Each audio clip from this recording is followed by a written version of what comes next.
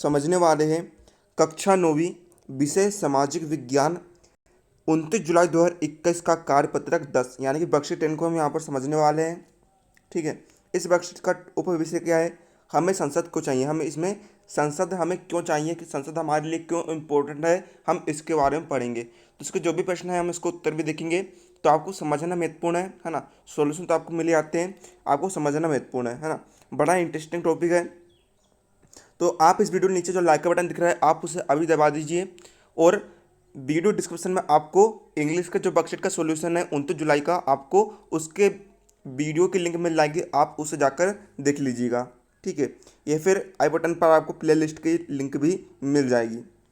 तो देखिए, हम पढ़ते हैं क्या संसद की भूमिका, मतलब कि संसद की क्या भूमिका है, संसद हमारे लिए क्यों इम्पोर्टेंट है। देखिए, हमारे देश भारत को बहुत सारे निर्वाचन क्षेत्रों, है ना, निर्वाचन क्षेत्र हमें किसे कहते हैं, जहाँ पर चुनाव होता है, में बांटा गया। आपने देखा होगा आपके एरिया में जहाँ भी वोट होते हैं, कई सारे मतलब कि कई सारे वोट केंद्र बना जाते हैं, मतलब कि अलग अलग निर्वाचन क्षेत्रों में बांटे जाते हैं, है ना।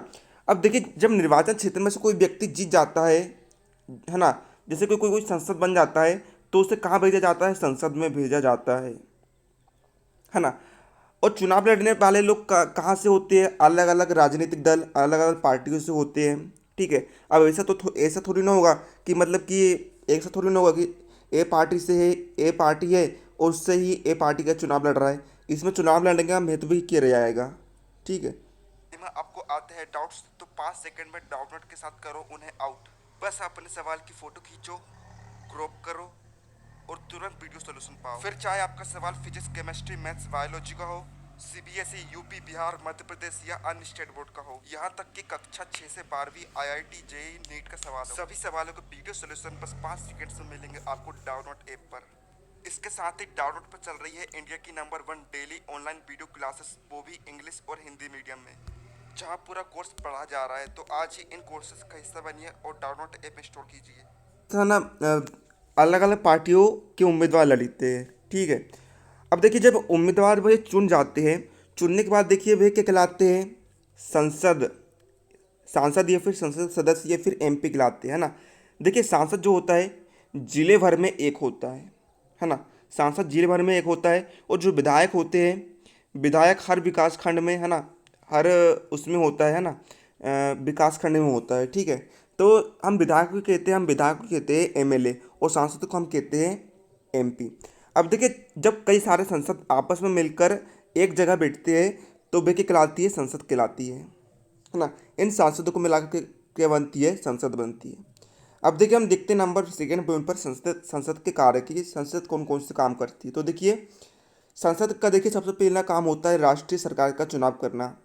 ठीक है, मतलब कि देखिए, अभी कौन सी पार्टी बैठी है, अभी कौन सी पार्टी है हमारे भारत में?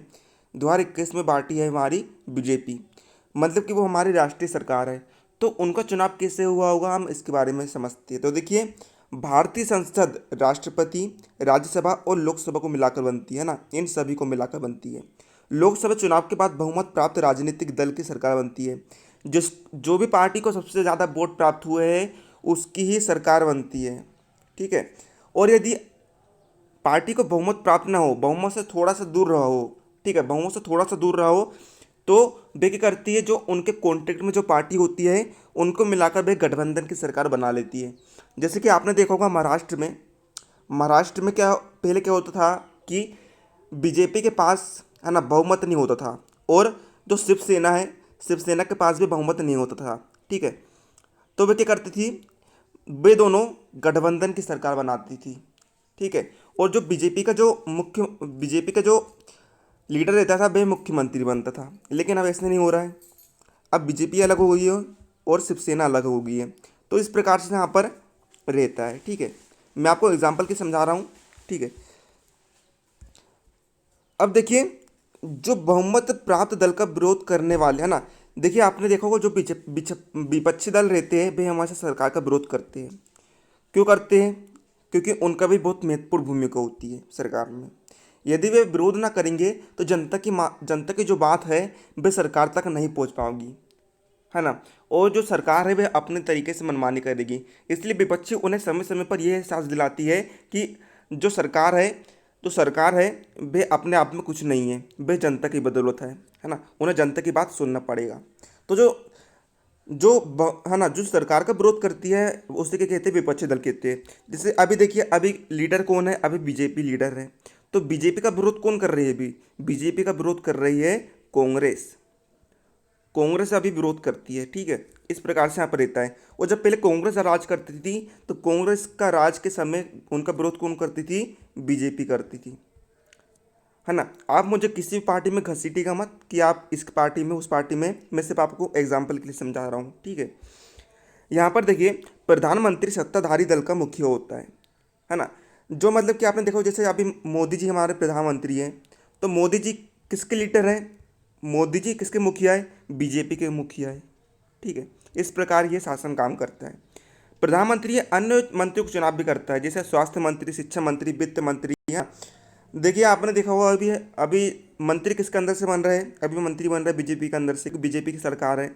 और इनका चुनाव किसने कर रहा होगा, इनका चुनाव हमारे पीएम ने यानी कि मोदी जी ने कर रहा होगा, ठीक है। अब देखिए, हम देखते हैं सरकार को नियंत्रित रखना। दूसरा महत्वपूर्ण काम क्या होता है संसद का, सरकार को नियंत्रण रखना। तो देखिए, संसद के सत्र में सांसद प्रश्नकाल के माध्यम से सरकार के कामकाज के बारे में जानकारी हासिल करते हैं। यानी कि जो संसद है वे सरकार से प्रश्न पूछती है कि आपने इतने वर्षों में क्या करा, आपने इतने महीनों में क्या करा, आपने इतने रुपए को क्या करा। इसके माध्यम से, है ना, सरकार क्या कर रही है इसके बारे में सबको पता चल पाता है। इसके जरिए संसद जो है कार्यपालिका पर भी नियंत्रण रखती है। सवाल के माध्यम से सरकार को उनकी कमियों के लिए आगाह किया जाता है कि तुम कौन कौन सी कमी कर रहे हो, इसके बारे में उन्हें, है ना, उन्हें सूचना दी जाती है, ताकि वे अगली बार बेहतर तरीके से उन कमियों को ध्यान में रखते हुए काम कर सके। इस तरह सरकार को भी जनता के प्रतिनिधियों यानी संसद के द्वारा जनता की राय जानने का मौका मिलता है, ठीक है। जनता की आवाज़ को सरकार तक पहुंचाने का काम कौन करती है, संसद करती है। सरकार से सवाल पूछना किसी भी सांसद की महत्वपूर्ण जिम्मेदारी होती है। यदि वो सवाल ही नहीं पूछेगी तो सरकार कुछ भी अंधभक्त, है ना, अंधे टाइप कुछ भी काम करने लग जाएगी, ठीक है। लोकतंत्र के स्वस्थ संचालन में विपक्षी दल भी एक महत्वपूर्ण भूमिका निभाते हैं, है ना। आप सोचते हो कि विपक्षी दल का क्या काम होता है। देखिए, विपक्षी दल जो होते हैं बहुत महत्वपूर्ण भूमिका निभाते हैं, क्योंकि क्योंकि जो विपक्षी दल होते हैं, है ना, वे वे क्या करते हैं, जनता की आवाज़ को सरकार तक पहुंचाते हैं। सांसद भी पहुंचाती है और विपक्षी दल भी पहुंचाते हैं, ठीक है, ताकि सरकार बेहतर तरीके से काम कर सके, ठीक है। उनका सवाल पूछने का हक रहता है, इसलिए वे विपक्षी दल की महत्वपूर्ण भूमिका निभाते हैं, है ना। वे सरकार की नीतियाँ और कार्यक्रम की कमियों को सामने लाते हैं, ठीक है। अब देखिए, तीसरा काम होता है कानून बनाना। कानून बनाना संसद का एक महत्वपूर्ण कार्य है। संसद में एक निष्हित संवैधानिक विधि द्वारा कानून बनाए जाते हैं। तो ये आपका टॉपिक था आज का, हमें संसद क्यों चाहिए, हमारे लिए संसद क्यों महत्वपूर्ण है। तो आइए हम इसके प्रश्न के उत्तर भी यहाँ पर देख लेते हैं। हमारे देश के लिए संसद क्यों महत्वपूर्ण है, ये बताना आपको। तो देखिए, उत्तर 1947 के बाद बनाया गया भारतीय संसद इस विश्वास की अभिव्यक्ति है कि भारत के लोगों के पास लोकतंत्र के सिद्धांत है।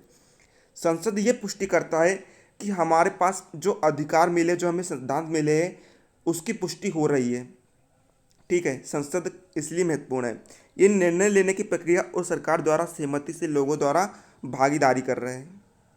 हमारे सिस्टम में संसद में अत्यधिक शक्तियाँ है, क्योंकि ये लोगों का प्रतिनिधित्व है ना।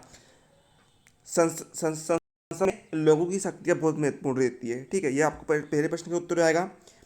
सेकंड क्वेश्चन हम देखते हैं, राष्ट्रीय सरकार कैसे बनती है ना। जैसे कि अभी देखिए, लीडिंग में कौन है, अभी लीडिंग में बीजेपी है। तो बीजेपी की सरकार कैसे बनी थी, तो ये हमने पढ़ लिया था ऊपर। देखिए, भारतीय संसद जो है राष्ट्रपति, राज्यसभा और लोकसभा को मिलाकर बनती है। लोकसभा चुनाव के बाद बहुमत प्राप्त राजनीतिक दल की सरकार बनती है। जो भी बहुमत प्राप्त कर लेती है उसकी सरकार बन जाती है। और यदि बहुमत प्राप्त ना हो तो जो सरकार है अपने करीबी कॉन्ट्रैक्ट वाली पार्टियों के साथ गठबंधन की सरकार भी बना सकती है। संसद में बहुमत प्राप्त दल का विरोध करने वाले राजनीतिक दल विपक्षी दल कहलाते हैं। प्रधानमंत्री सत्ताधारी दल का मुख्य होता है। प्रधानमंत्री अन्य मंत्री को चुनाव भी करता है, ठीक है। इस प्रकार ये प्रश्न 2 का उत्तर आएगा। अब देखिए, प्रश्न 3 का उत्तर आपको लिखना है। प्रश्न 3 क्या है, संसद सरकार पर कैसे नियंत्रण रखती है ना। क्वेश्चन नंबर 3 है। तो देखिए, इसका आंसर देखिए आप पूरा, देखिए इसका आंसर देखिए आप पूरा यहाँ से लेकर, है ना, यहाँ तक लिख दीजिएगा, ठीक है। ये बिल्कुल करेक्ट आंसर हो जाएगा इसका। अब देखिए नंबर 4 हम क्वेश्चन देखते हैं, आपका अनुशासन संसद हमारे लिए क्यों महत्वपूर्ण है। तो देखिए इसका आंसर आपके लिए, इसका आंसर हम लिखेंगे कि जो है ना, संसद हमारे लिए बहुत ज़रूरी है, क्योंकि इसके माध्यम से ही हम सरकार की कमियों को पहुंचा सकते हैं, है ना। सरकार की कमियों को पहुंचाने का काम कौन करती है? सरकार की कमियों को सरकार तक पहुंचाने का काम कौन करती है? संसद करती है, ठीक है। संसद सरकार को नियंत्रित रखती है। संसद प्रश्नकाल के माध्यम से सरकार के कामकाज के बारे में जानकारी करते हैं। सवाल के माध्यम से सरकार को उनकी कमियों के लिए आगाह किया जाता है। जनता के सवालों को सरकार तक पहुंचाने का काम संसद करती है। तो यह आज के सभी प्रश्न के उत्तर आपको हो गए हैं। उम्मीद है आपको वीडियो हेल्पफुल लगा। वीडियो को लाइक कर दीजिएगा। मिलते हैं अगले वीडियो में, तब तक के लिए जय हिंद।